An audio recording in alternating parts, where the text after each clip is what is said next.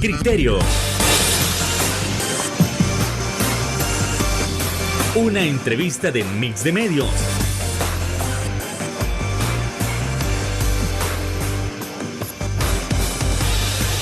Que aborda frontalmente los problemas de El Salvador con los verdaderos protagonistas y plantea soluciones.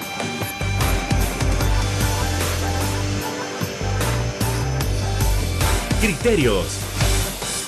Hola, ¿qué tal? Muy buenas noches, sean todos y cada uno de ustedes bienvenidos a una nueva semana en un nuevo programa aquí en Criterios en este 14 de octubre. Como siempre, es un placer que usted pueda comenzar la semana con nosotros para abordar esas temáticas importantes de nación, y algo de lo que se sigue hablando son las diferentes perspectivas respecto a la encuesta disruptiva de la Universidad Francisco Gavidia. Vamos a evaluar diferentes criterios, diferentes análisis.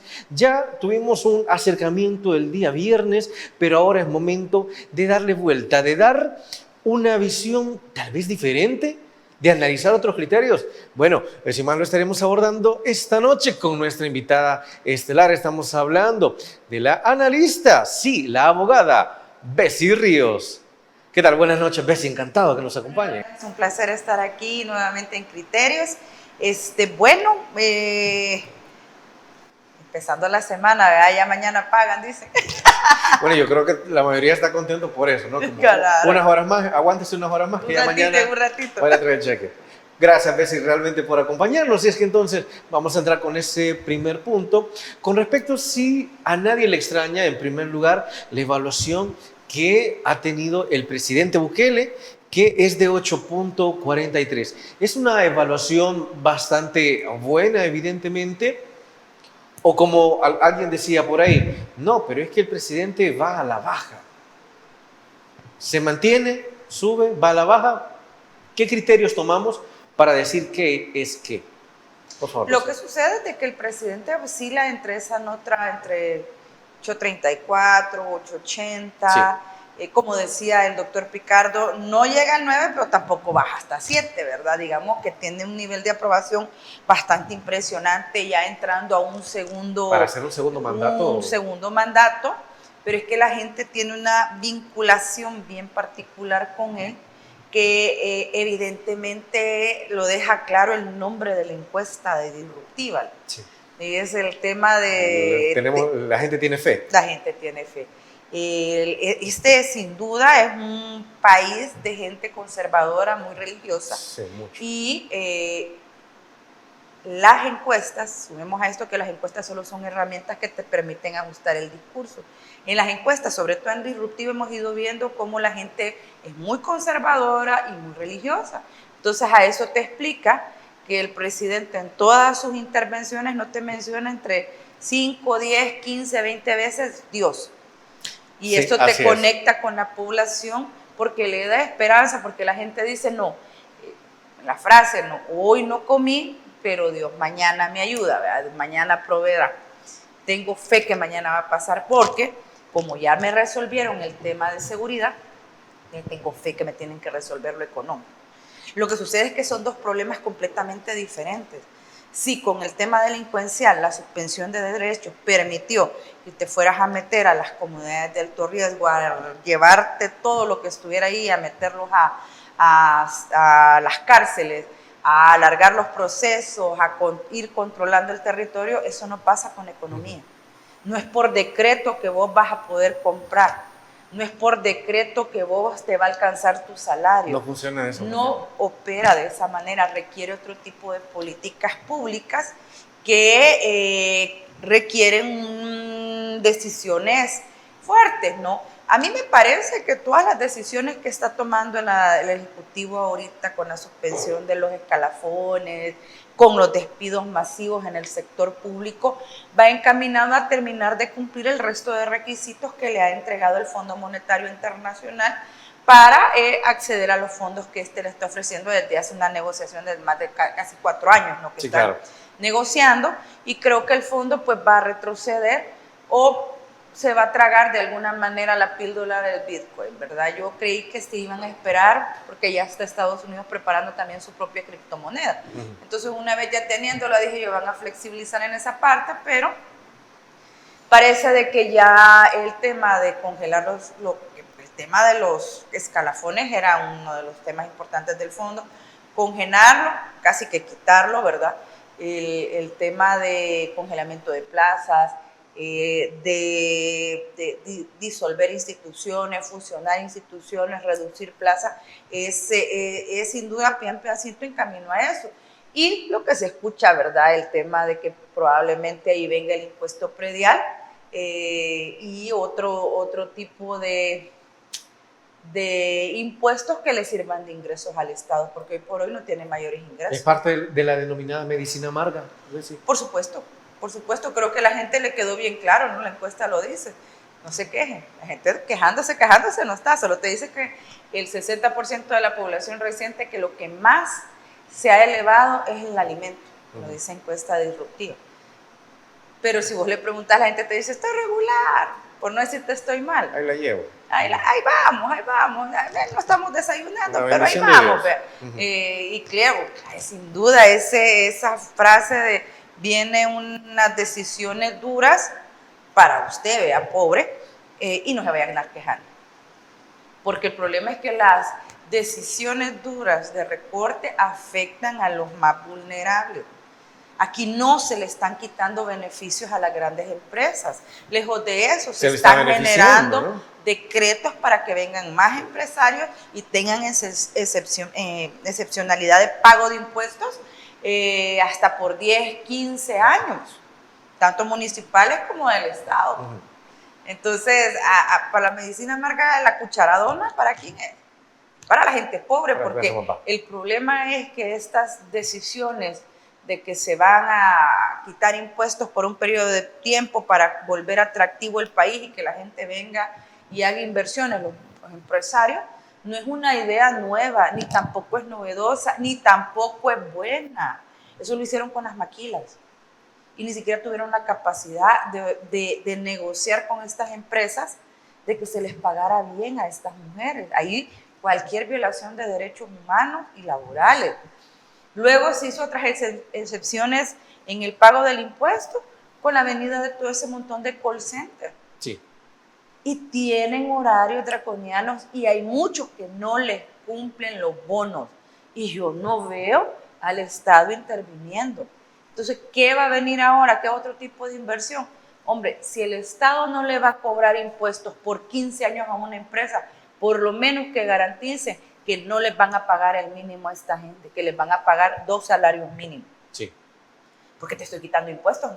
Págale bien a mi gente. Págale bien, trátalo bien, garantícele lo mismo. En la medida que me le paga bien usted al empleado, este empleado va a ir a hacer turismo, ese empleado va a ir a gastar, va a ir al centro histórico, va a ir a la playa, va a ir al volcán, va a ir a los centros turísticos y fluye la plata.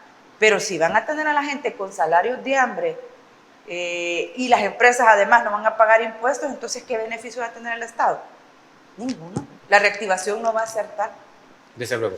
Bessie, hay otro punto también que es con respecto a la evaluación del gabinete con 7.49. Pero hay gente que dice, mire, es que el gabinete lo está haciendo muy bien y debe seguir trabajando de la misma manera en que lo venía haciendo desde el periodo pasado, bueno, desde la primera gestión de Nayib, pero hay otro punto, en el otro extremo está la gente que dice, mire, pero si es que la mayoría ni siquiera lo han renombrado, simplemente se quedaron ahí desde el periodo pasado. Hay un montón de gente que ni se conoce. Claro, hay algunos ministerios, como por ejemplo el de Agricultura y Ganadería, que no tienen ministro y que dicen, mire, pero es que la mayoría de las decisiones las toma el presidente Nayib Bukele, no las toman ellos. Está asumido de que los ministros son personas que gozan de la confianza del presidente, pero que parece que es el presidente el que toma decisiones, por ejemplo, en el tema de seguridad, es el presidente el que toma directamente las decisiones. Bessie, pero por ejemplo, este 7.49, bajo ese criterio,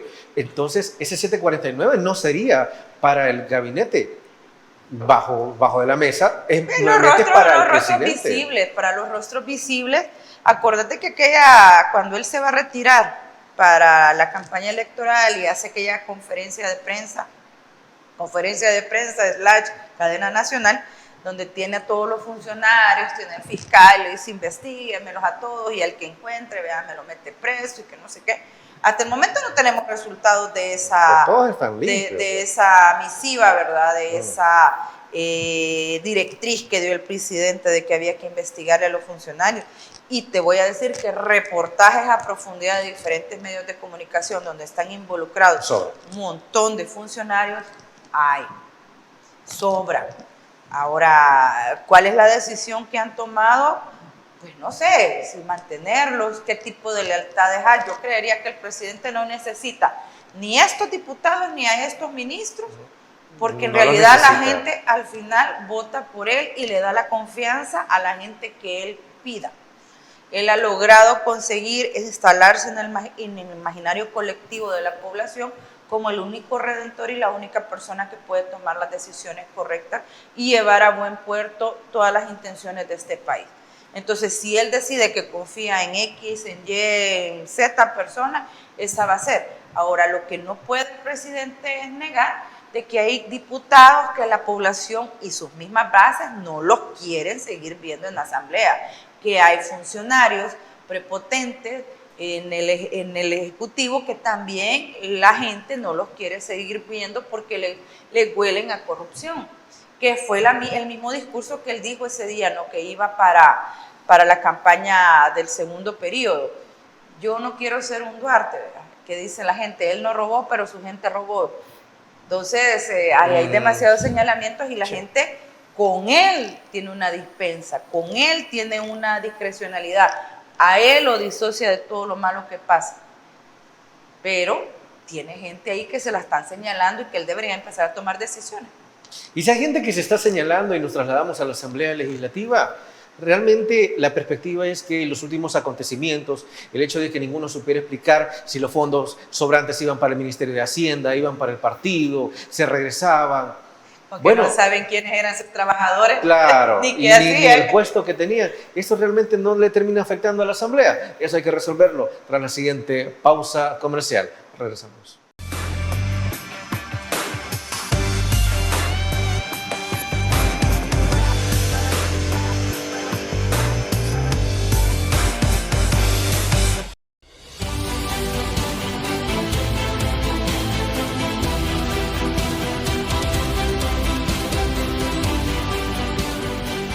Nuestro compromiso, nuestra pasión, son algunas de las cosas que nos caracterizan como salvadoreños. Farmacia La Buena, la farmacia de todos.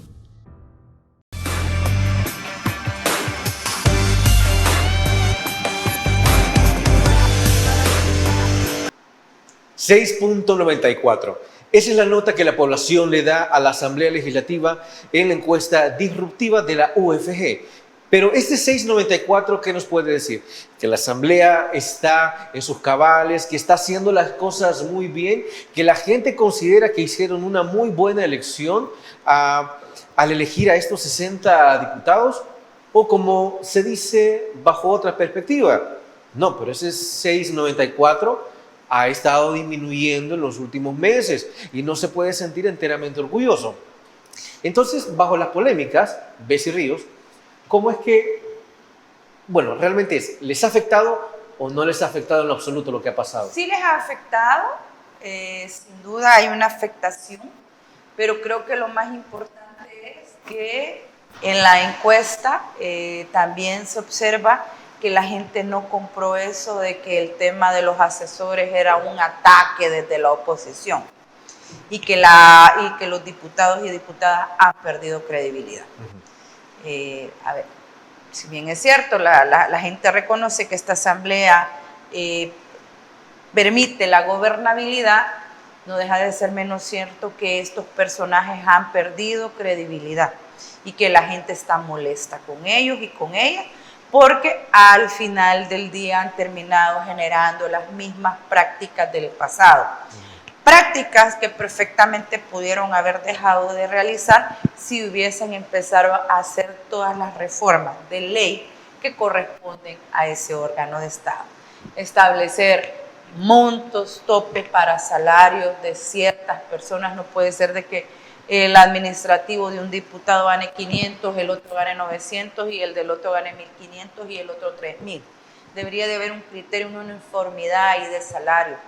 Deberían de trabajar con el pool de la gente institucional, gente que no responda a los intereses de los partidos, y tener 3, 4 personas como máximo que les atiendan en sus necesidades muy propias, ¿no? Su secretaria, su ordenanza, 2 asesores, no necesitan más, son la bancada mayoritaria. Sí, sí.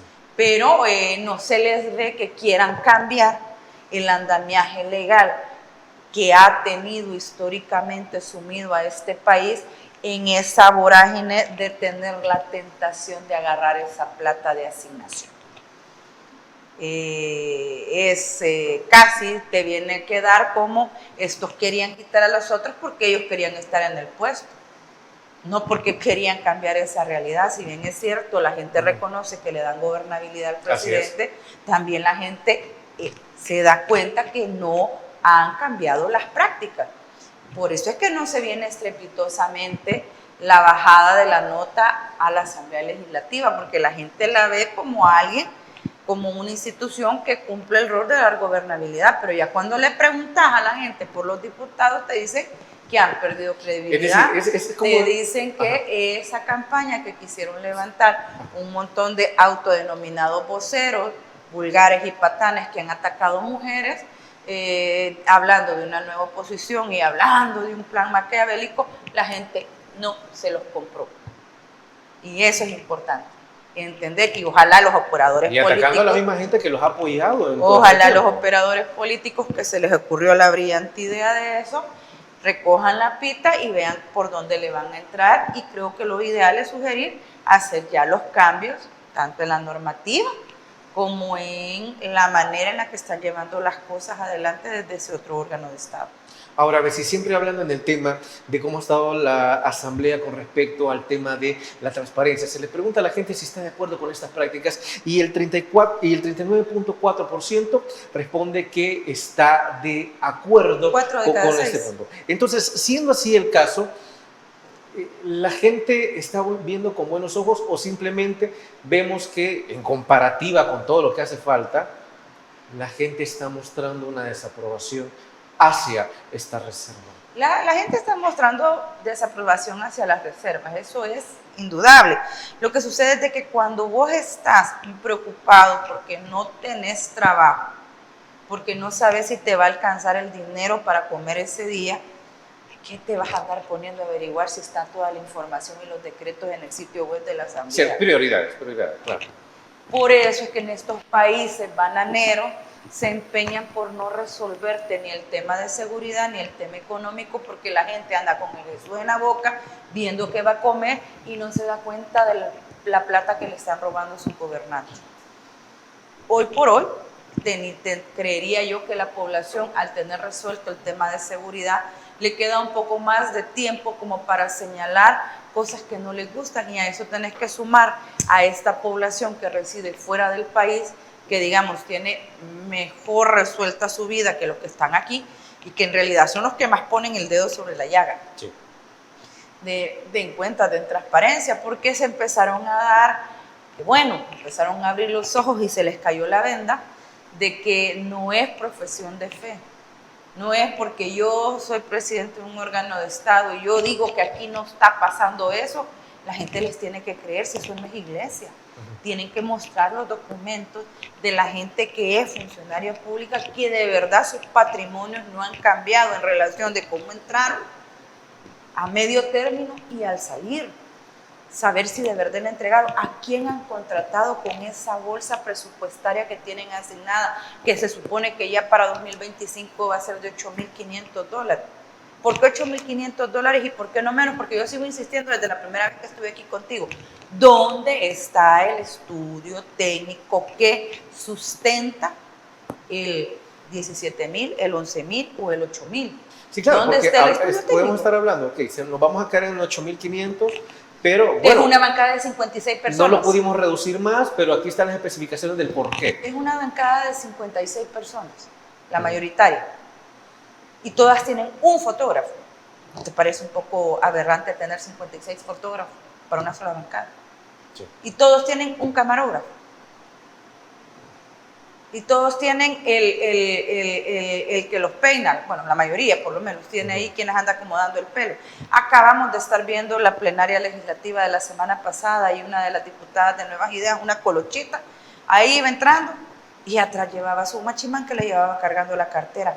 ¿Qué es eso? En este país, ¿qué es eso? ¿No puede una mujer de menos de 30 años cargar su cartera? Necesitamos nosotros como ciudadanos pagarle a la persona que vaya 5 pasos atrás de ella, además, porque también clasista la manera en la que se mueve, que le vaya cargando la cartera. Eso es una sinvergüenzada, eso es no tener respeto por el trabajador y la trabajadora. O tal vez intentando justificar de que, mire, al menos está trabajando para eso, porque no tiene otra función. Esos no son... Yo entiendo que los 8.500 no puede ser para un personal que me ande sobando los pies. Sí. Ni que me ande haciendo manicure, ni que me ande peinando, ni maquillando en la asamblea. Hombre, para eso ganan lo que ganan. Vayan a un salón y paguen.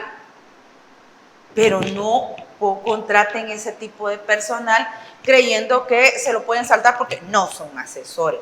Al final del día, de la misma bolsa sale la plata que se les paga. Y es de más que den misa, yo voy a seguir peleando que esos datos son públicos y tuvieron que haberlo subido. No puede ser que nosotros les estemos pagando a los diputados y a las diputadas gente que anda detrás de ellos cargándoles un maletín y sirviéndoles las gaseosas en el pleno. Esa es una sinvergüenza. Bessie, de la misma manera en que me respondió al principio la situación de la transparencia, de la misma manera se responde que el 29.1% de la población está de acuerdo con las dispensas de trámite. La gente no sabe qué es una dispensa de trámite, debemos de hablarlo con claridad. Eso es un recurso que efectivamente está en la ley, que se permite, pero es para situaciones específicas. La dispensa de trámite es excepcional.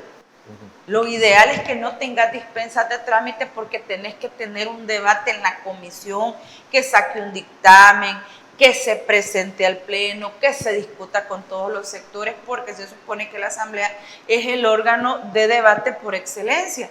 Pero ¿qué es lo que sucede? Te meten piezas con dispensa de trámite que en ese momento se las dan a la oposición y quieren que voten a favor. Hombre, tampoco se trata de eso. O sea, hay que ser... no hay que seguir queriendo imponer las mayorías. Yo ese criterio que tenía Arena, que tuvo el FMLN, que tuvo el PCN, que tuvo el PDC, de que la mayoría es la única que se impone y que ahora lo ocupa Nuevas Ideas, hombre, hay que saberla dosificar. Porque si bien es cierto, la mayoría manda y es una dictadura de la democracia, ¿no? Los que tienen más números son los que imponen su posición. También es cierto que los sectores que son minoritarios deben de ser escuchados en una sociedad, porque a la hora de que vos asumís tu cargo como presidente, como diputado, como juez, vos llegás por los que votaron por vos y por los que no votaron. Vos te tenés que quitar tu chaleco de tu partido y gobernar para unos y para otros. Pero si te mantenés el chaleco y solo vas a gobernar para los que te votaron por vos, pues estamos fregados. Desde luego. Bueno, Bessie, nos vamos a detener ahí porque nos vamos a la siguiente pausa. Regresamos en Criterios.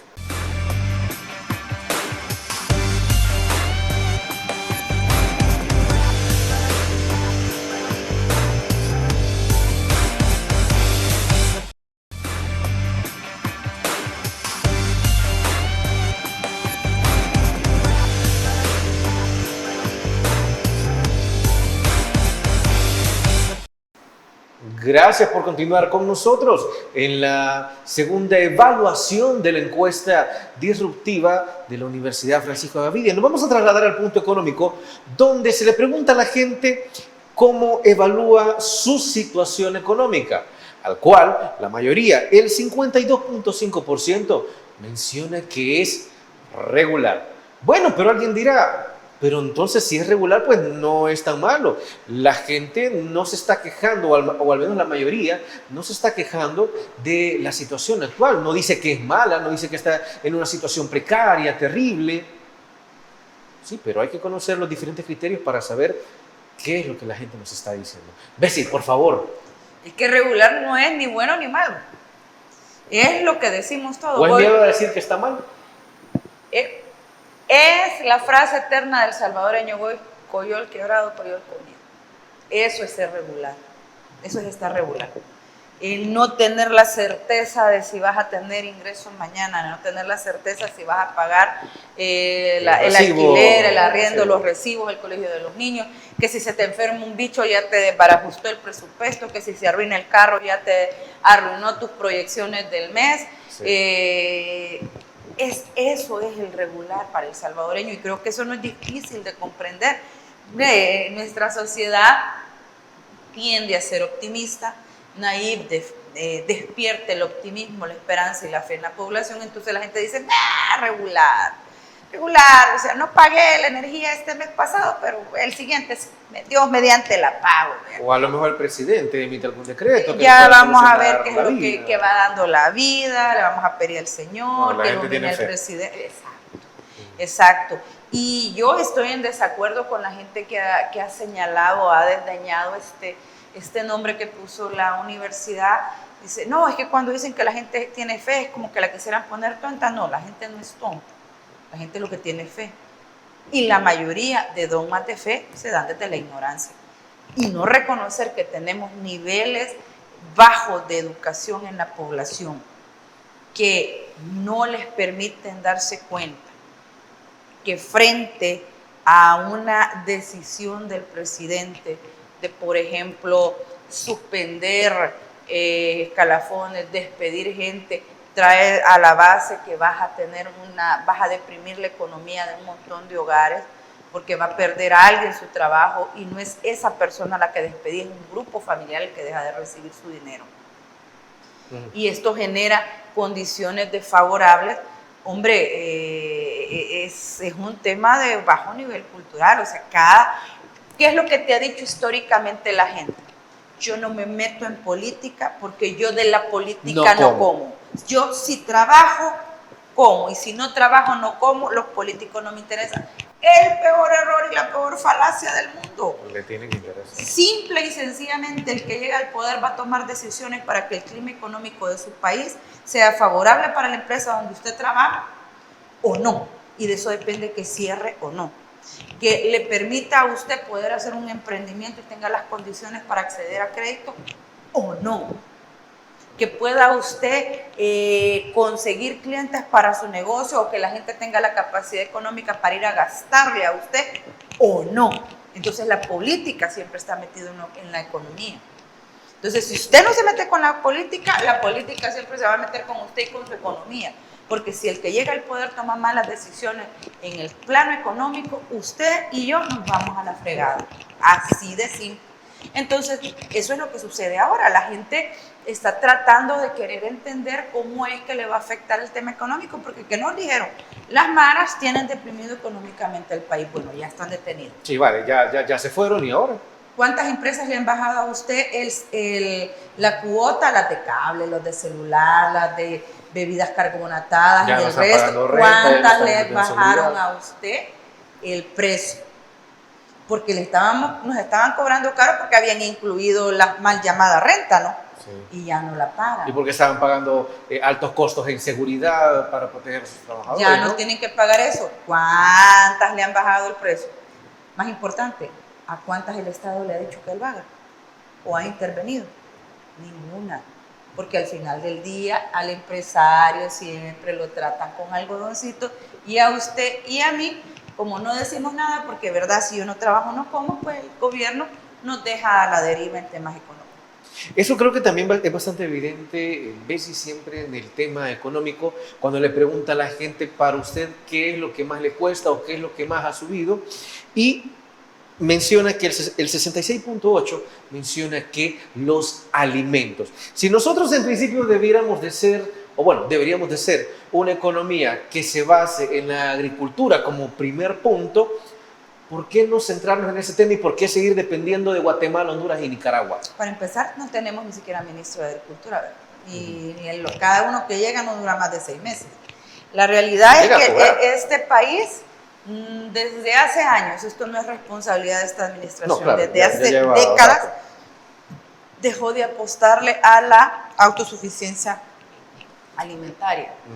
No somos alimentariamente sustentables porque a alguien en los 90 y en los 80 se les ocurrió que era más factible traer fábricas, era mejor lotificar, era mejor tener otro tipo de ingresos y abandonar el agro. El problema es que las máquinas, las blusas, los calcetines, las casas nuevas no te las puedes comer. No las puedes meterles el diente y ya tengo un tiempo de comida. No, es el agro. Abandonar el agro. Y lo hicieron con conocimiento de causa. Prefirieron, alguien concibió el negocio de ser el gran operador, de traer hortalizas de Guatemala y gana comisiones importantes desde hace años. Porque ese tipo de decisiones tampoco se toman así que, no hombre, ya no cultivemos, hay que comprar, yo te voy a ayudar a comprarle a alguien.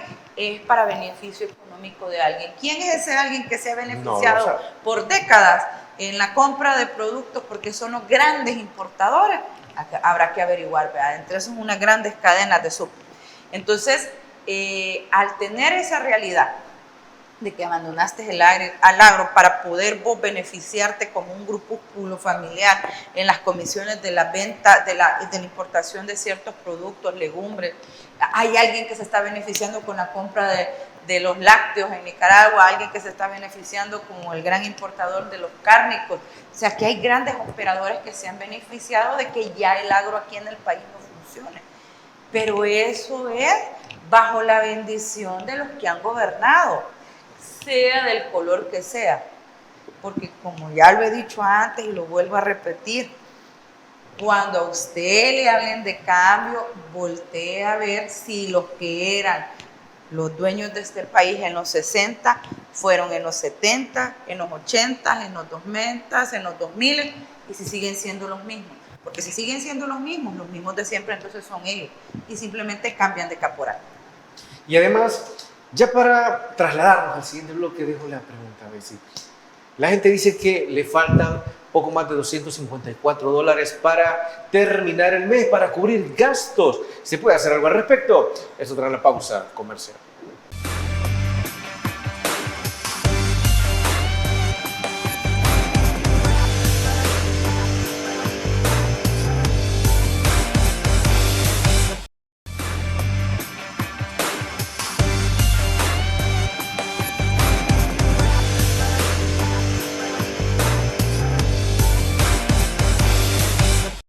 $254.60. Eso es lo que la gente menciona en la encuesta disruptiva cuando se le pregunta sobre cuánta plata le hace falta para terminar de cubrir sus necesidades.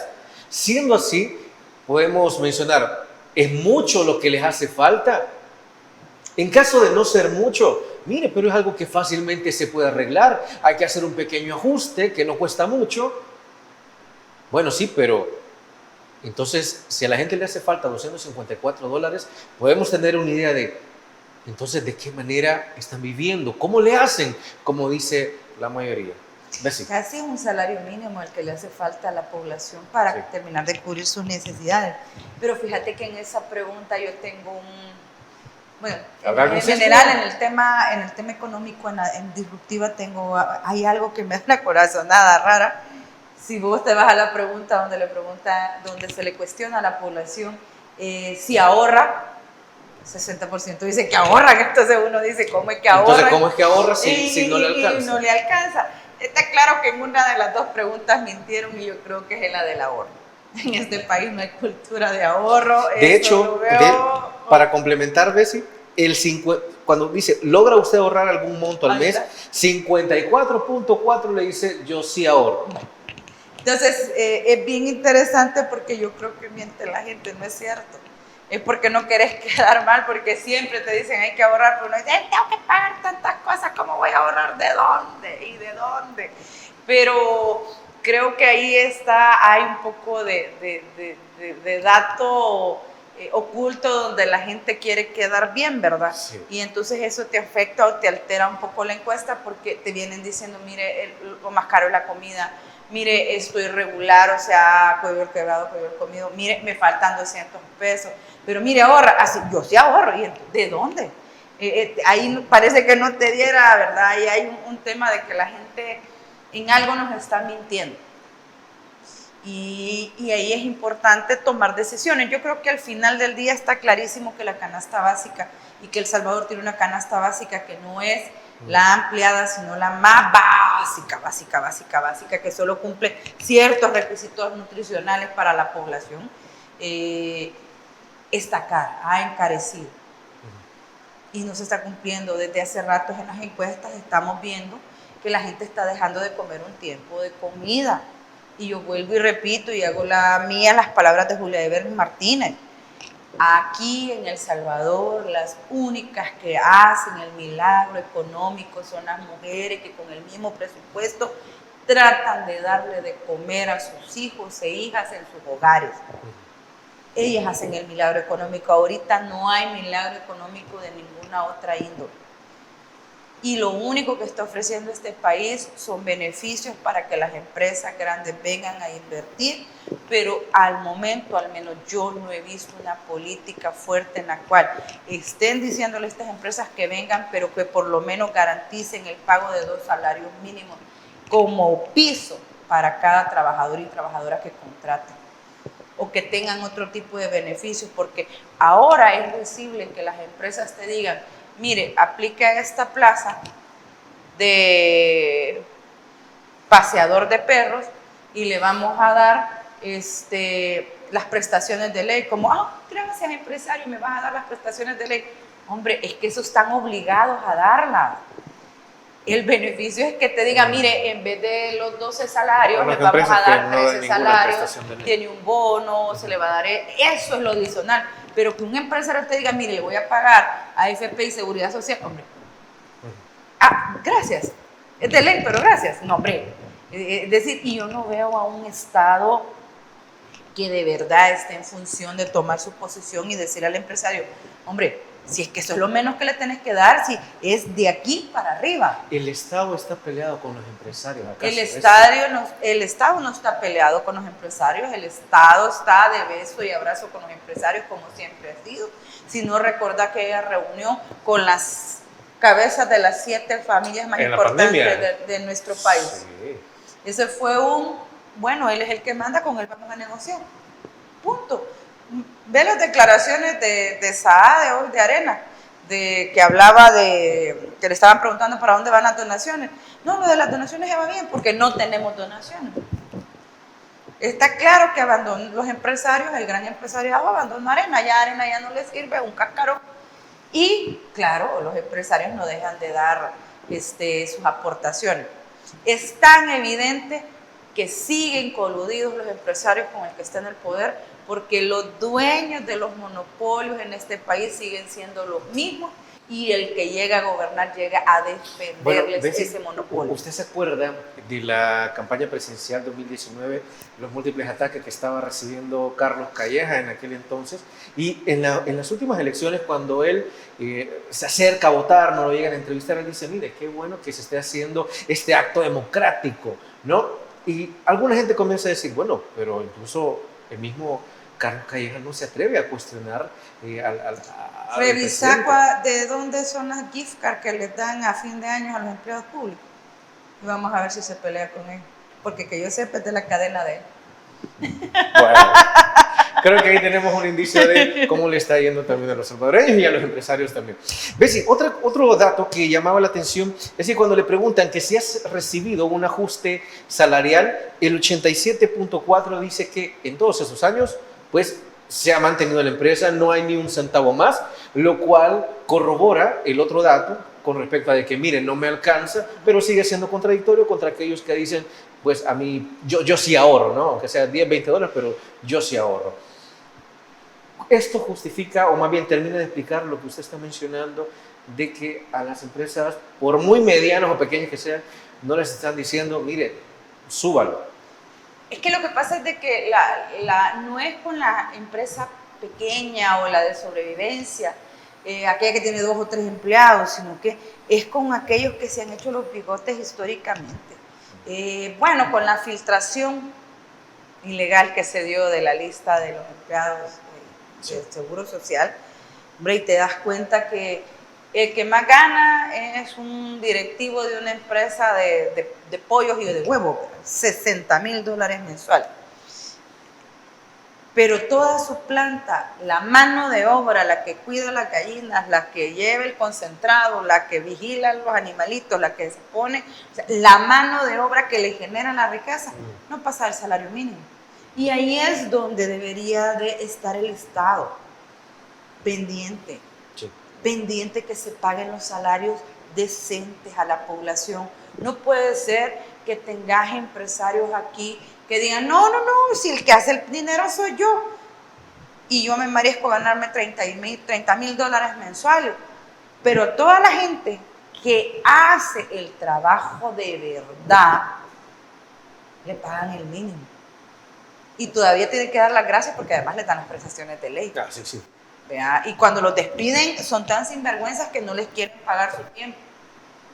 Entonces, en realidad aquí hay un problema sistémico. Esa cultura del Vivian que dijo el presidente, esa cultura del Vivian va más allá del que se pasó el semáforo, del que se ve en el brazo de la carretera en el sentido contrario, va más allá del que se saltó la fila. Va, por ejemplo, con el empresario que se colude con el que está en el poder y averigua dónde va a ser, que va a pasar la carretera y se va a comprar esos terrenos a precio de potrero. Va con el funcionario que dice voy a poner reserva de ley en estos documentos para que no nos demos cuenta en qué gastó la plata, que no es de él, sino que es del Estado, que es nuestra. Bueno, no, el Estado no tiene dinero, los del dinero somos los contribuyentes. Y por eso nos tienen que dar cuenta. Entonces, la vivianada también va en ese empresario que resguardado en decir, pago el mínimo, deme la gracia, doy trabajo, él se receta unos grandes salarios bajo la base de la explotación laboral de nuestra gente. Las riquezas en El Salvador y en Latinoamérica están fundamentadas en trabajos de hambre y esclavitud previa. Y todo esto me recordó incluso a la directora de una de las AFP ganando $44,000. Y peleándole a la gente que no le quieren dar las indemnizaciones, porque aunque en el Seguro Social digan de que la invalidez es permanente, para ellos no es permanente. Bueno, qué lindo El Salvador. Vámonos a la siguiente pausa comercial. Regresamos.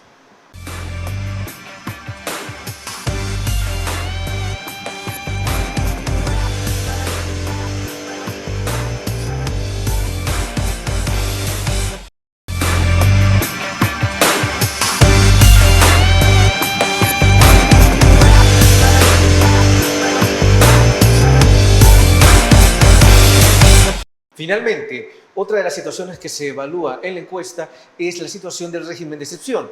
Y es que el apoyo al régimen, cuando se le pregunta a la gente, dice 76.4 debe seguir, sí lo apoya. Aunque también llama la atención que cuando dicen, bueno, pero en todo caso, ¿usted sabe lo que es el régimen de excepción? El 58.9% menciona que, solo el 58.9% menciona que sí lo sabe. Bueno, pero si tuviera coherencia la respuesta, tanto quien lo apoya, bueno, la misma cantidad de quien lo apoya, la misma cantidad debería de decir que sí conoce el régimen de excepción. Bessie. No, esto viene vinculado incluso a una encuesta ya más atrás de la UCA, en donde la gente desconocía qué derechos eran en realidad los que estaban suspendidos, la gente pensaba que eran todos, no tenían conocimiento de cómo operaba el régimen. Incluso no se habían dado cuenta de qué derechos estaban siendo violentados. Y pues sí, esos niveles de desconocimiento son los que sirven de base, de caldo de cultivo, para que la gente dentro de su ignorancia permita que se le violenten todos sus derechos. Porque pues sí, si no conoces tus derechos y no los comprendes, no sabes cómo ejercerlos y menos cómo defenderlos. Eso es una realidad que no podemos negar. pero preocupa grandemente que no se esté haciendo nada porque la gente logre empoderarse de sus derechos. De hecho, hoy salía en la mañana en un periódico de circulación nacional que se ha reducido la cantidad de formaciones sobre derechos humanos en el sistema educativo. Pues sí, porque ¿a quién le conviene que no sepas cuáles son tus derechos? Al que te gobierna. ¿Por qué? Porque si vos no conoces tus derechos, no los ejerces y no los defendes. El apoyo al régimen de excepción, conociendo o no sus consecuencias, qué violaciones hay, si no hay violaciones, qué derechos son suspendidos, cuáles no están suspendidos, es evidente porque la gente estaba azotada por un clima de criminalidad impresionante. La gente estaba harta, la gente estaba muriendo. El territorio era dominado por grupos delincuenciales sin alma, sin escrúpulos, que ejercían violencia sobre niños, niñas, adolescentes, mujeres, adultez mayor. Ellos eran la ley en los territorios. Claro, si a mí me quitan al pandillero que me ha tenido hostigado durante 10, 15 años, no me importa cuál sea la ley. Está claro, pues no me interesa bajo qué ley. Ahora, lo importante es que la gente se empodere en sus territorios, los recupere sus canchas, sus parques, sus calles, y que y se organice para no permitir que regresen estos grupos delincuenciales, pero más importante es que el Estado garantice que las nuevas generaciones no vean atractivos volver a conformar estos grupos. Más allá de que detuvieron a estos hipotes de estos centros educativos públicos, de estos institutos públicos, creo que lo más importante es conseguir que estos hipotes no tengan tiempo libre para andar pensando en caramba.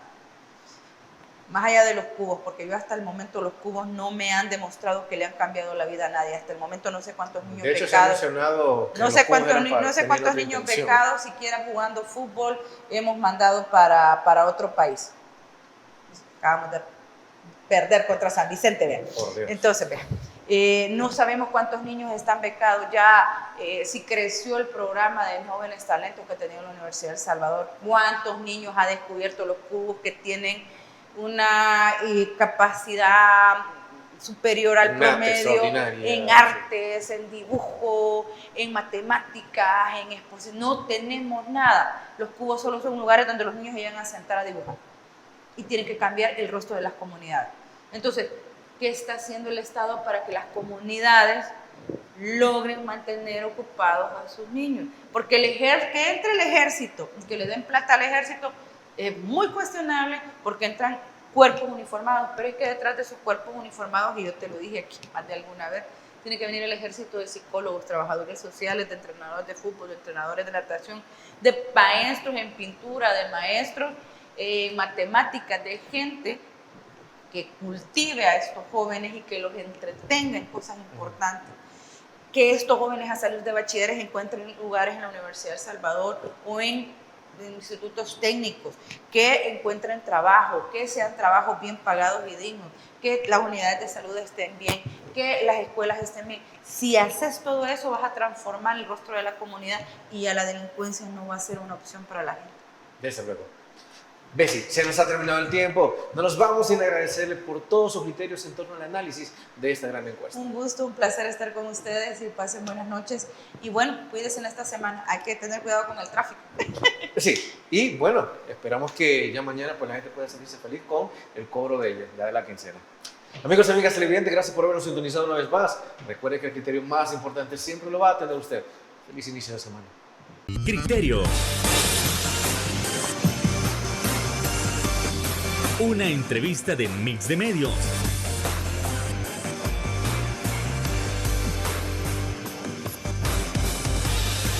Que aborda frontalmente los problemas de El Salvador con los verdaderos protagonistas y plantea soluciones.